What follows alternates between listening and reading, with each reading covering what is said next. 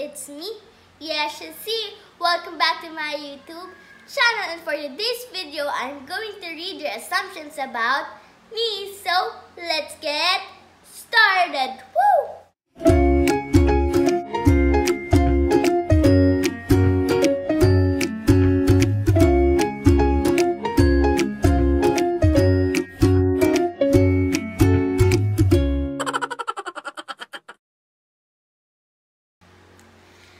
So guys, nagtanong po pala ako sa community dito sa YouTube ng mga assumptions po ninyo sa akin.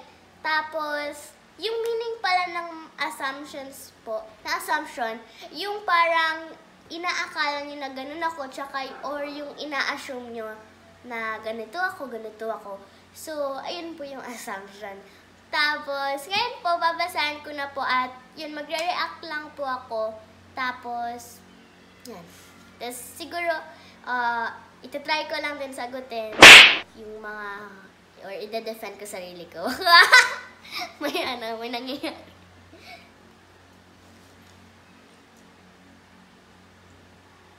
So ito po, let's start. Saan ba dito? Yung pinakauna. Ito. So, pabebe at maarte. Sabihin ko yung name. Kung kanino galing. So, galing po ito kay Nico Cadinong Vlogs. So, sabi niya, pabebe at maarte. Yun yung assumption niya sa akin. So, kanina lang po, tinanong ko si Ate, anong meaning ng pabebe? Kasi parang hindi ko pa siya maintindihan. So, nung sinasabi na ni Ate yun, parang hindi ko pa rin siya maintindihan. So, paano po ako magiging pabebe kung hindi ko naman alam yung meaning nun? Tsaka maarte talaga ako, guys. Kasi artista ako. So, yun po, next assumption. Madaling magalit. Hindi po ako madaling magalit. Ano kasi? Sino nagsabi? Ha? Si The Show. Madali po akong mapikon. Kasi itong mga kapitbahay namin, mapang-asar. So, ayun lang po. Tapos ito, mayabang at painggit, galing po ito kay Anne Rose Hamor. So, hindi po ako mayabang kasi hindi naman po kami mayaman. Ano lang po kami, tama lang po. Yung nakakakain lang po kami. Tapos painggit, hindi po talaga ako nagpapainggit sa mga damit ko. Tsaka, ayun. Tapos, next. Maarte at spoiled, assumption lang po, not hater. From Francine C. So, ay, kagaya nga po ng sinabi ko, maarte talaga ako kasi artista ako, tsaka hindi po ako spoiled kasi yung mga pinapabili ko po kay mama na mga toys or mga bagay, ano lang po yun, pinaghirapan ko naman po yun, tsaka meron po akong pinagtrabahuan, kaya meron po akong nagiging parang prize. So, ayun po.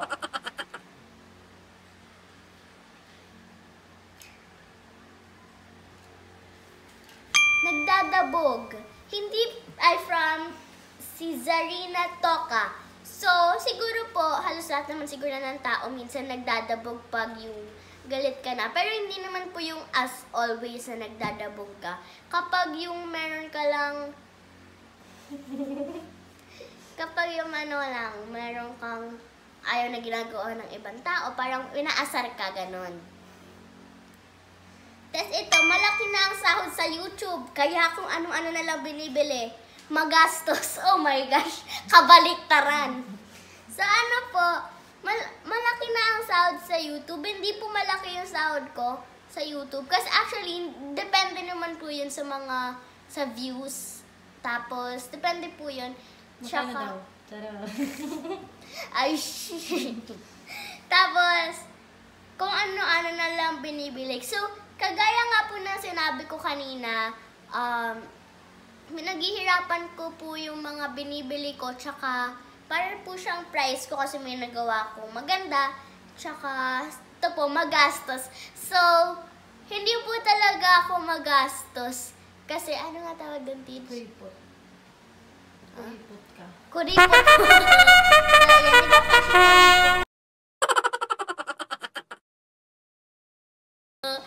ayan, di ba kasi kuripot ako?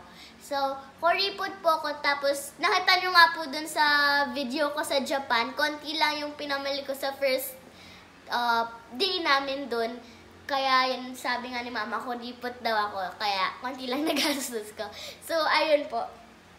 Ay, galing po pala yan kay Teresa Joy Factor.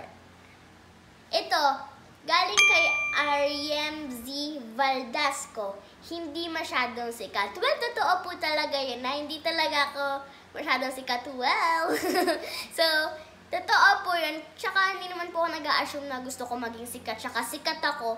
Tsaka hindi naman po ako feeling minsan. Minsan lang. Tapos, nun, galing to kay Amethyst Chan. Ampon dahil ang lagi nakita sa ate. Sa ate mo. Hindi po ako ampon kasi galing po ako sa private part ng mommy ko. Tapos, tsaka kung ampon man po ako, ano pong problema nun kung ampon ka? So, wala naman po wala naman po masama sa pagiging ampon. Basta, as long as you love your family.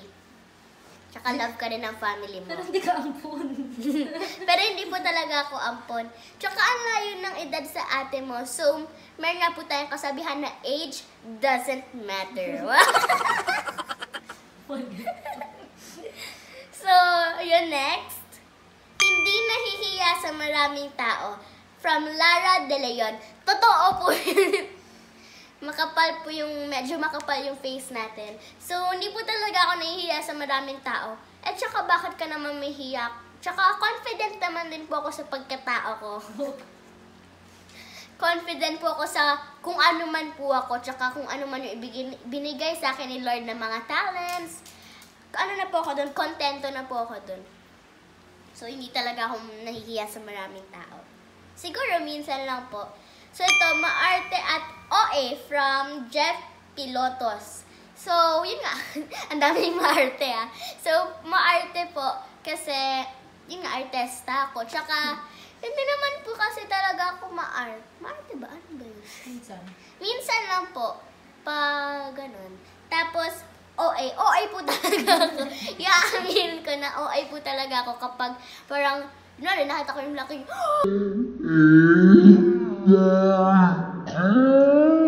Mga ganun po talaga. Siyempre, matutuwa ka na rin. Tapos minsan, okay ka na rin. So, ayun. So, ayun po. Marami po ditong aso eh. So, ayun. Malaki ang noo pero cute. Why? Thank you sa dulo. Okay. So, galing po to kay Cheryl Raffil. So, malaki ang noo. So, totoo po talaga. Gusto niyo pa po ng closer look?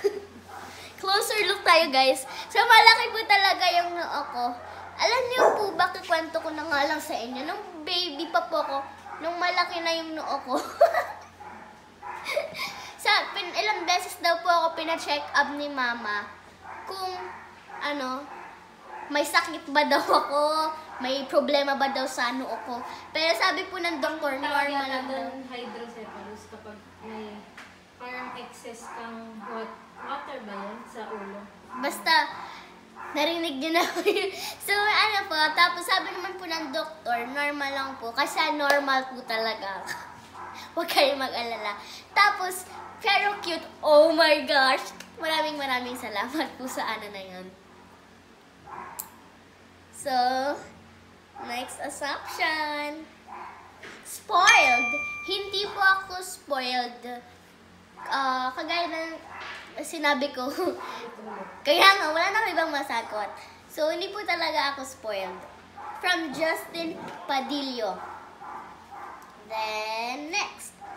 May amoy kilikili. From It's Me, Mika Ella Ilagan. So, may amoy kilikili. Check ko nga. Wala naman po. Siyempre, naliligo po ako, kaya walang amoy yung kilikili ko.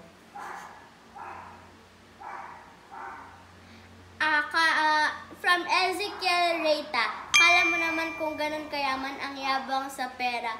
So, yung ano po, siguro dahil po ito sa mga, sinashare ko sa inyo na mga, yung mga funds ko.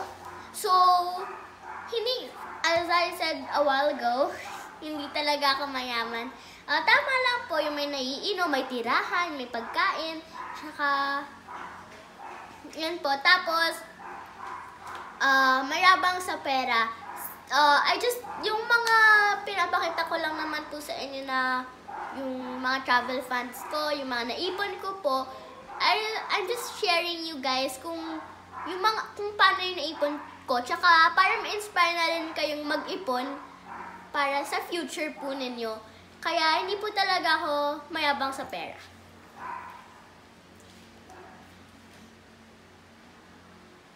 Next assumption. From Jewel E, nangungopia sa school. Paano po ako mangungopia? Homeschool po ako. Tsaka ano po, sige, homeschool po ako. Tsaka pumupunta pa rin po ako sa school para mag-exam. Pero hindi po ako nangungopia. Kasi, syempre, bawal po yun. Tsaka parang sinasanay mo yung sarili mo parang gumawa ng masama na pangungopia. So, hindi po talaga ako nangopia sa school. Next, from Glyza and Ken. Madaldal at malakas magsalita, akala bingi kami, di po ako basher. So, tama po kayo, madaldal po talaga ako. Sobrang nung sa Japan, nung nagpunta po kami sa Japan, tapos pa uwi, ang dami ko pong kwinento. Kasi parang yung sobrang saya mo po na parang nagkaroon ka ng ganitong adventure. Tsaka ito, malakas magsalita, kalabingi kami, di po ako basher. So, binuo ko na. So, siguro po minsan napapalakas ako magsalita, pero ngayon, di ba? Yeah, I changed. So, siguro po dati kasi parang, hindi po yun sa sumisigaw ako. Siguro po dahil na-overwhelmed lang po ako sa mga nakikita ko tsaka yung mga na-unbox ko. Kaya po minsan siguro napapalakas yung pagsasalita ko. Tsaka alam ko naman po na hindi kayo bingi. So, ito, galing po doon kay Pretty Matugas. Madaling mapikon, hihihi. Tama po kayo, madali po akong mapikon. Tapos, yung bata pa po ako, parang hawak kamay days. Inaasar po nila ako, kaya umiiyak po talaga ako. So, ayun po, madali po akong mapikon na parang nagagalit ako, tapos diretso iyak kasi nga artist ako. So, ayun po. From Kisha V12 or 12, laging pinapagalitan at umiiyak. So, laging pinapagalitan at umiiyak. Hindi naman po tayo laging pinapagalitan ng mga parents natin o ng mga ibang tao kung wala tayong nagawang masama. Tsaka hindi po ako masyado laging pinapagalitan ni mama. Tsaka, ayun, kasi syempre, kung pinapagalitan man po kayo siguro meron lang kayong meron kayong nagawang mali, tsaka gusto lang po nila kayong turuan. So, ayun po. Next. From Julie Char Kapuyan. Pabebe, or mali kasi yung pronoun. Pabebe at maldita. Assumption lang po, di po basher. Pa-shout out na rin po. Thank you. So, shout out po sa inyo kay Julie Char Kapuyan. So, pabebe at maldita. So, medyo tama po yung maldita. Siyempre, you're like, defending yourself from other people na parang judging you. English tayo. Nagre-ready lang. So, ayun po. So, sa pabebe, hindi ko talaga alam yung meaning nun. Tsaka, parang siya nalilito lang ako. Ha? Ayun po. So, ayan. So, ito, from Lady Anne Grace of Oviedo. addict sa K-pop. That's really, really, really true. Addict talaga ako. Actually, hindi naman po lahat ng K-pop groups alam ko. Pero yung super fan lang talaga ako ng K-pop kasi gusto ko yung music genre and yung mga songs nila. And, ayun, ang cute lang nila. So, ayun po. From Lake San Alexis Horphilia. Magalang at matipid. So, matipid po talaga ako. Kasi, syempre, huwag tayong magsasayang ng pera for ano lang, sa hindi naman talaga masyadong important sa buhay mo. Kaya ayun po, magalang. Yes. Proud. So ito, galing kay Shane Jeron. Cute magsalita at magaling umarte. Sana po mabasa niyo po ito. Thank you po, love you po. So nabasa ko na po yun. So, cute magsalita. Siguro po para sa inyo, cute talaga magsalita. At first sa sarili ko. Kasi nga, you know, medyo feeling tayo. So, tapos, sa iba siguro yung tao lang. Hindi masyadong maganda yung pagsasalita ko lang.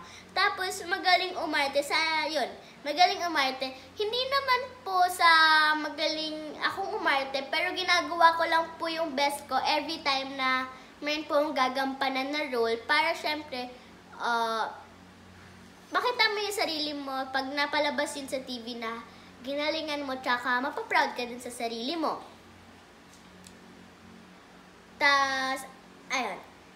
Galing po to kay Sabrina Suela. Matalino at maganda. Wow. Hindi pa tapos. May isa pa. So, matalino po. Hindi naman po ako masyadong matalino. Pero, ginagawa ko yung best ko para sa exams na ma-perfect ko lang po. Tapos, maganda. Lahat naman po tayo maganda kasi galing po tayo kay Lord. Ginawa po tayo ni Lord. So, ayun. Next ay galing po kay Erlen Seville. Nag-aaral ng mabuti para sa future. Pa-shoutout din. So, shoutout po kay Erlen Seville. So, yun po, nag-aaral po ng mabuti. Nag-aaral po ako ng mabuti para sa future ko, para syempre, tayo naman din kasi yung may hawak ng future natin, kung gagalingan ba natin this time para maging maganda yung sa next days, tsaka maging good example tayo sa next generations. So, guys, tapos na po yung reading assumptions. And shoutout po pala sa lahat ng nag-comment ng assumptions nila sa akin. So, guys, that's it for today's video. Don't forget to subscribe to my channel, like this video, and share this video. And comment down below for your vlogs and challenges that you want me to do. And, guys, subscribe din po pala kayo sa Yasha and Atij kasi malapit na kami dyan mag-upload, as always. Mwah!